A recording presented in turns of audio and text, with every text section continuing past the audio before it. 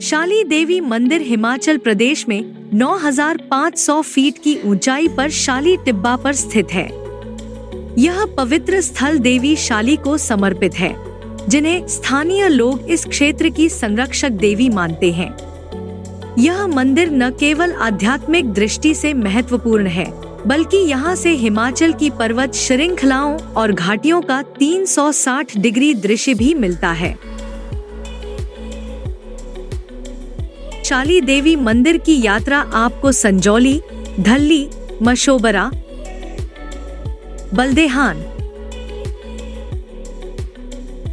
थैला और आखिर में खटनोल से होकर ले जाती है। ये रास्ता लगभग 45 किलोमीटर की ड्राइव है।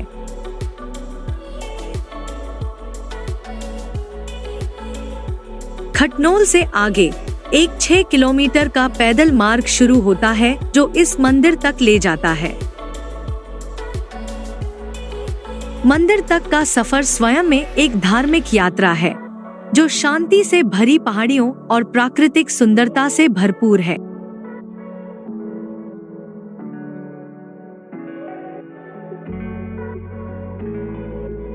हमने अपनी यात्रा शिमला से सुबह 7 बजे शुरू की। नवंबर का महीना था, इसलिए हमने ठंडी हवा से बचने के लिए हल्के कपड़े पहने थे। जल्दी निकलने का फायदा यह था कि रास्ते में कम ट्रैफिक था और हम शिमला की शांति और ठंडे मौसम का आनंद ले पाए। संजौली बाईपास के रास्ते से हम शिमला की भीड़ भाड़ से बच गए थे और जंगलों से होकर यात्रा कर रहे थे। मशोबरा शाली पीक के ठीक सामने स्थित है। हालांकि हमारा रास्ता पहाड़ के दूसरी तरफ से जा रहा था। इस रास्ते से हिमालय की तलहटी और दूर दराज की चोटियों का अद्भुत दृश्य मिलता है। साफ दिनों में आप संजौली से समर हिल तक के इलाके का नजारा देख सकते हैं। पहाड़ियों के नीचे हरे भरे घाटियां और जंगलों में बसी छोटी बस्तियां इस रास्ते को और भी आकर्षक बनाती हैं। मशोबरा से बल्देहा तक का रास्ता बहुत ही सुंदर था, जहां से हिमाचल की प्राकृतिक सुंदरता का बेहतरीन अनुभव होता है।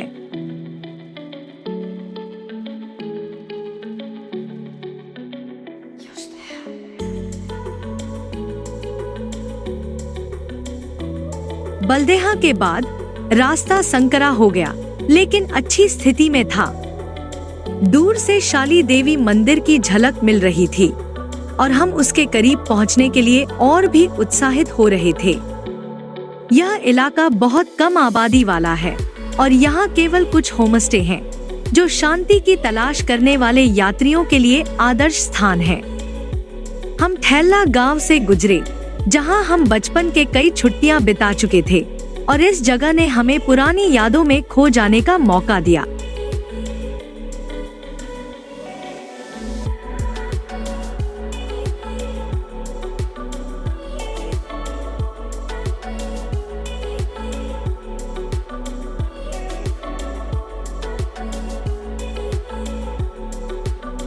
खटनोल मंदिर के रास्ते पर आखिरी गांव है और यहीं से आप चाय या नाश्ता ले सकते हैं। यहाँ एक छोटी सी दुकान है, जहाँ हम रुके और स्वादिष्ट नाश्ता किया। यहाँ हमें एक स्थानीय निवासी श्री नोकराम ठाकुर मिले, जिन्होंने हमें इस क्षेत्र की रोचक कहानियाँ सुनाई। उन्होंने हमें लकड़ी के छड़ी दिए, जो हमें चढ़ाई के दौरान बहुत मददगार साबित हुए। हमने खटनोल में गाड़ी पार्क की और मंदिर तक जाने के लिए 6 किलोमीटर लंबी चढ़ाई शुरू की। रास्ता ठीक था, लेकिन कुछ जगहों पर चढ़ाई काफी खड़ी थी।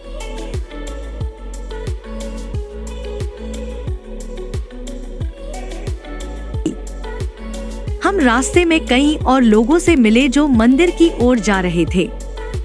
यह रास्ता शाली देवी मंदिर तक जाने वाले भक्तों से भरा हुआ था और इसने हमें यह एहसास कराया कि यह मंदिर कितना लोकप्रिय है।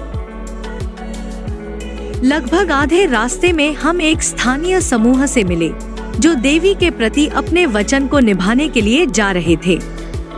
उनकी श्रद्धा देखकर हम प्रेरित हुए, खासकर एक छोटे बच्चे तक्षित को देखकर, जो पूरी आस्था के साथ चढ़ाई कर रहा था। यह दृश्य बहुत ही प्रेरणादायक था। रास्ते में हर कदम के साथ हिमाचल की प्राकृतिक सुंदरता ने हमारी यात्रा को और भी खास बना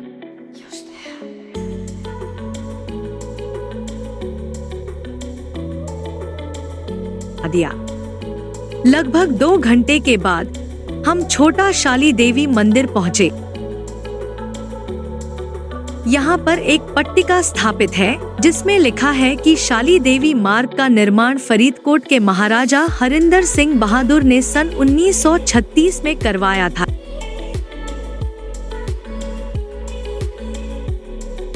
पहुंचे। यहाँ एक जल टंकी थी जहाँ से हमने पानी लिया और थोड़ी देर आराम किया। मंदिर एक शांतिपूर्ण जगह थी जहाँ से घाटियों का सुंदर दृश्य नजर आ रहा था। हालांकि हम पहले ही ऊंचाई पर थे, लेकिन मुख्य शाली देवी मंदिर अभी भी दूर दिखाई दे रहा था और यह हमें अंतिम चरण के लिए प्रेरित करता रहा।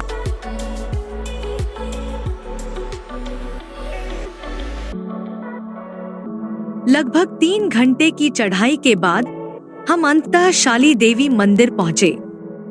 मंदिर की ऊंचाई लगभग 9,500 फीट है और यहाँ से 360 डिग्री का दृश्य मिलता है, जिसमें हिमाचल प्रदेश के कई हिस्से जैसे लाहौल स्पीति, किन्नौर, शिमला, सिरमौर, बिलासपुर, मंडी, कुल्लू, कांगड़ा और चंबा के इलाके दिखाई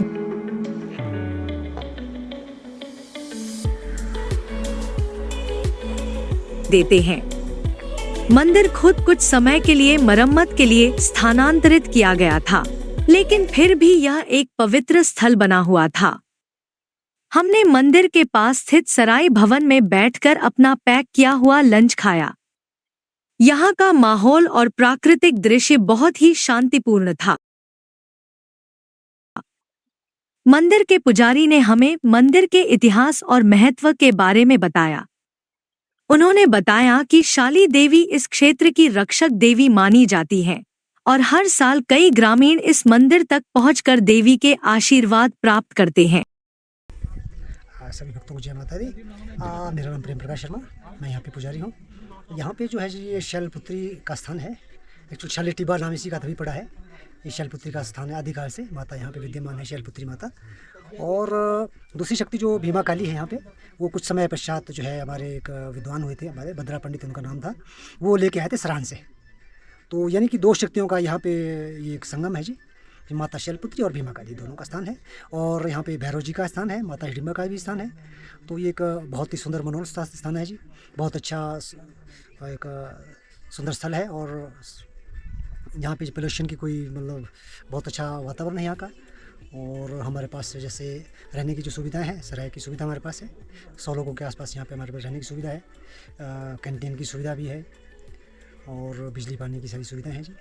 सभी श्रद्धालुओं से निवेदन रहता है जी कि जैसे भी कुछ खान पान की जो भी रैपर वगैरह हो, वो हमारे डस्टबिन करके मैंने उसके प्लास्टिक के जो खाली बैग लगा रखे हैं उसमें डाल दें या कहीं साइड में यहाँ साथ में ले जाएँ। यही प्रयास रहता है जी। सभी लोगों से, भक्तों से भी निवेदन रहता है कि साफ सफाई का ध्यान रखें। मंदिर के पुजारी जी ने हमें मंदिर परिसर में प्राकृतिक गौमुख के दर्शन भी करवाए।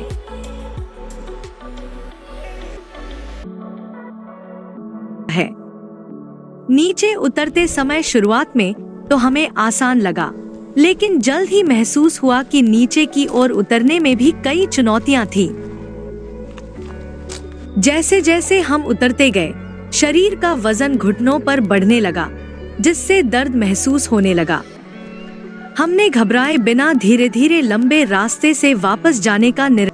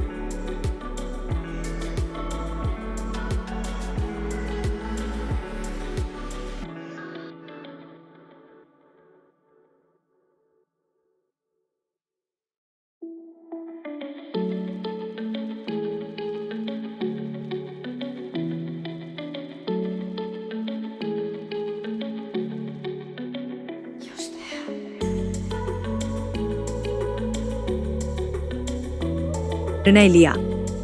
करीब 2 घंटे बाद हम अपने वाहन तक पहुंचे। शाम का समय था और सूरज ढलने के बाद वातावरण ठंडा हो गया था। शिमला लौटते हुए कुछ ट्रैफिक बढ़ गया था, लेकिन हमने ध्यान से गाड़ी चलाते हुए शिमला पहुंचने तक यात्रा का आनंद लिया। शाम के समय हम शिमला पहुंचे। इस यात्रा की 3 विशेषताएं थी: कठिन चढ़ाई, सुंदर दृश्य और प्यारी मुलाकातें। यदि आप इस यात्रा पर जाने की योजना बना रहे हैं, तो मार्च से नवंबर तक का समय सबसे अच्छा है। साफ मौसम में ही यहाँ का दृश्य अधिक सुंदर दिखाई देता है। पानी साथ ले जाएं, क्योंकि रास्ते में पानी के स्रोत नहीं मिलते। क्षेत्र को स्वच्छ रखने का ध्यान रखें और गंदगी न फैलाएं। ट्रैकिंग के जूते पहनना आवश्यक है, क्योंकि रास्ता काफी खड़ी जगहों से गुजरता है। मंदिर में शराब पर पाबंदी है, इसलिए उसे साथ न लाएं। अगर आप चाय या नाश्ता चाहते हैं, तो मंदिर के पुजारी से पहले से संपर्क करके व्यवस्था कर सकते हैं।